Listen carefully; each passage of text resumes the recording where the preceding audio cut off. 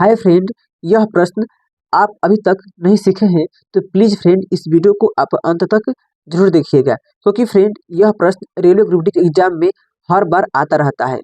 Friend इस type के मैं इस वीडियो में 2 प्रश्न कराऊंगा, ठीक है ना। फ्रेंड अभी तक रेलवे ग्रुप डी में इस तरह के 2 ही प्रश्न पूछे गए हैं, तो 2 ही प्रश्न में फ्रेंड इस दोनों टाइप के प्रश्नों को हम इस वीडियो में करा देंगे, ठीक है ना।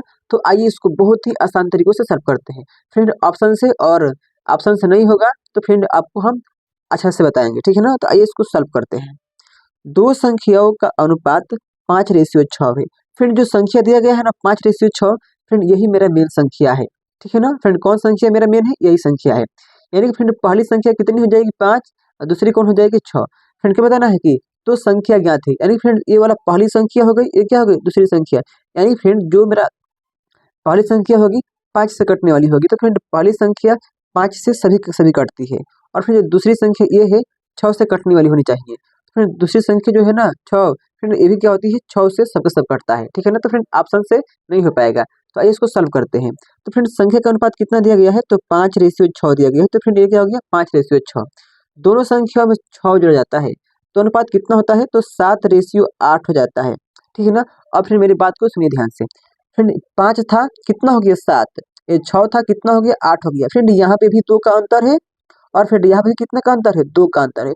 फ्रेंड अगर अंतर बराबर है ना तो फ्रेंड ये प्रश्न बहुत ही आसान है, ठीक है ना। इससे आसान प्रश्न हो ही नहीं सकता है, यानी कि फ्रेंड इस प्रश्न बहुत ही आसान है।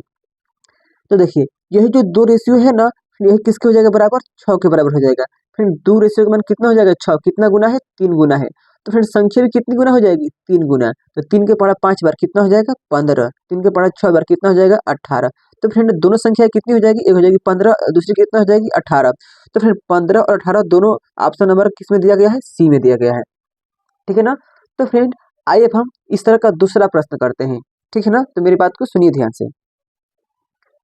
फ्रेंड दूसरा प्रश्न आपको स्क्रीन पर दिख रहा है, क्या है तो मेरी बात को सुनिए ध्यान से। ए और बी की वर्तमान आयु का अनुपात 9:10 है। अब से 8 वर्ष बाद उनकी आयु का अनुपात 11:12 होगा। फ्रेंड यहाँ पे क्या होगा, बाद होगा, बाद छूट गया है टाइपिंग में। 11:12 होगा। अब से 3 वर्ष बाद उनकी आयु का योगफल वर्षों में ज्ञात कीजिए, ठीक है ना। फ्रेंड तो ये सुनिए ध्यान से, इसको सॉल्व करते हैं, ठीक है ना। तो देखिए कितना दिया गया है, तो 9:10 दिया गया है, ठीक है ना। उसके बाद क्या दिया गया है 11:12 दिया गया है, 11:12 दिया गया है। फ्रेंड ये क्या है 11 है और ये क्या है 12 है। फ्रेंड ये जो प्रश्न है ना फ्रेंड ऑप्शन से नहीं होगा, क्यों, क्योंकि क्या बोला है कि अब से मतलब वर्तमान से 3 वर्ष के बाद उनकी आयु का योगफल ज्ञात करना है, ठीक है ना। संख्या नहीं ज्ञात करना है, यानी कि 2 वर्ष के बाद मतलब 3 वर्ष के बाद उनकी संख्या का ज्ञात करना है, ठीक है ना। तो सुनिए ध्यान से। फिर पहली संख्या कितनी थी 3 थी, 9 थी, अब कितनी हो गई है 11 हो गई है। पहली कितनी थी 10 थी, अब कितना हो गया है 12 हो गया है। फ्रेंड तो देखिए 9 से कितना हो गया 11, इसमें भी कितने का अंतर है 2 का अंतर है। फ्रेंड 10 से कितना हो गया 12, इसमें भी कितने का अंतर है 2 का अंतर है। तो 2 का अंतर कितने का हो जाएगा बराबर 8 का हो जाएगा बराबर, ठीक है ना। तो फिर 2 रेशियो का मान कितना हो जाएगा 8, कितना गुना है तो 4 गुना है। तो संख्या में कितनी हो जाएगी 4 गुना। तो कितना हो जाएगा 9 चौके 36 और 10 के पढ़ा 4 बार कितना हो जाएगा 40। 3 वर्ष के बाद तो फ्रेंड इसमें भी 3 जोड़ दीजिए, इसमें भी 3 जोड़ दीजिए, कितना हो जाएगा ये 39 हो जाएगा और कितना हो जाएगा 43। अब जोड़ दीजिए तो हो गया 3 वर्ष के बाद आयु का योगफल क्या बताना है, योगफल यानी कि जोड़ के बताना है। तो 3 और 9 कितना हो गया 12, यानी कि फ्रेंड इकाई अंक पे 2 आना चाहिए और जो कि ऑप्शन नंबर 1 ही में है, ऑप्शन नंबर बी में, ठीक है ना।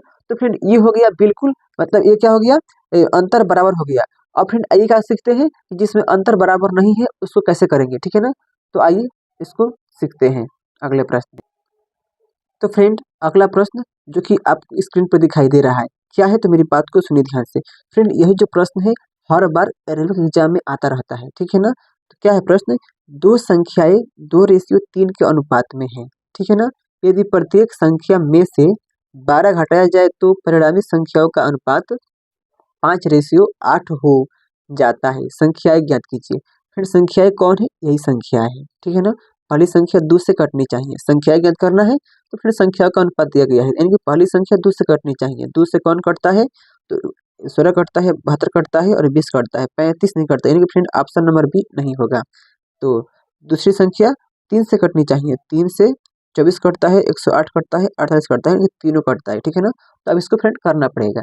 तो देख लीजिए संख्या कितनी है, तो 2:3 के अनुपात में है। और क्या हो जाती है, प्रत्येक में से 12 घटाने पर क्या हो जाती है, तो 5:8 हो जाती है। लेकिन फ्रेंड यहाँ तो बढ़ रही है, इसका मतलब क्या हो गया, अंतर बराबर नहीं है। तो देख लीजिए 2 से कितना हो गया, 5 हो गया, कितने का अंतर है, 3 का अंतर है, ठीक है ना। इसमें कितने का अंतर है, 3 का अंतर है। 5 से 8, 3 से कितना हो गया, 5 हो गया, 3 से 8 हो गया, 3 से 8 हो गया, कितने का अंतर है, 5 का अंतर है।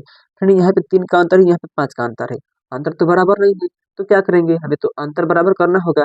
तो फ्रेंड अब हम इसका अंतर बराबर करेंगे। तो फ्रेंड अंतर कैसे बराबर करेंगे, तो मेरी बात को सुनिए ध्यान से। इसका ले लेंगे अंतर, तो 1 2 में और 1 3 में कितने का अंतर है, 1 का अंतर है। और 5 में और 8 में कितने का अंतर है, 3 का अंतर है, ठीक है ना। फ्रेंड ये वाला अंतर बराबर नहीं है, तो क्या करेंगे, इन दोनों का अंतर लेंगे। इन दोनों का अंतर कितना हो गया, 2 का 3 का, 1 का अंतर है। और 5 में 8 में 3 का अंतर है।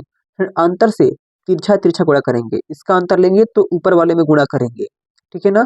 और इसका अंतर लेंगे तो इसके अंतर से इन दोनों में गुणा करेंगे, ठीक है ना। इसका अंतर लेंगे ऊपर वाले में गुणा करेंगे, ऊपर वाले का अंतर लेंगे नीचे वाले में गुणा करेंगे, ठीक है ना। तो आप बात को समझ गए हैं, ठीक है। तो गुणा कर दीजिए, 3 के पढ़ा 2 बार तो कितना हो जाएगा, 6। 3 के पढ़ा 3 बार कितना हो जाएगा, तो 9, ठीक है ना।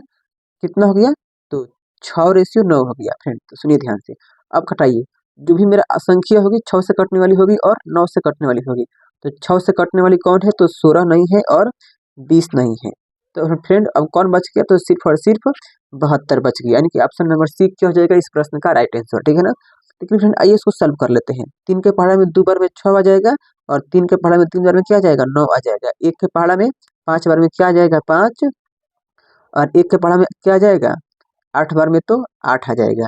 तो फ्रेंड यहाँ पे अंतर कितना हो गया, 5 6 था और 12 घट गया, 12 घट गया तो कितना हो गया, 5 हो गया, यानी कि 1 का अंतर है। 9 था, अब 12 घट गया तो कितना हो गया, 8 हो गया। तो यहाँ भी 1 का अंतर है, तो 1 का अंतर किसका हो जाएगा बराबर, तो 12 के बराबर हो जाएगा। तो 1 रेशो के मान कितना हो गया, 12। क्या ज्ञात करना है, संख्या, तो 12 से गुणा कर दीजिए 6 में, तो बर छके 72 एंड 12 के पढ़ा 9 बार, तो 12 9 108। तो 72 और 108 क्या हो जाएगा इस प्रश्न का राइट आंसर, जो कि ऑप्शन नंबर सी में दिया गया है। तो फ्रेंड आई होप ये प्रश्न आपको बहुत ही अच्छे से समझ में आ गया होगा। फ्रेंड अगर मेरी वीडियो आपको अच्छा लगा है तो प्लीज़ मेरी वीडियो को लाइक कर दीजिए और फिर मेरे चैनल को सब्सक्राइब कर लीजिए, ठीक है ना। तो थैंक यू फ्रेंड, मिलते हैं अगले वीडियो में।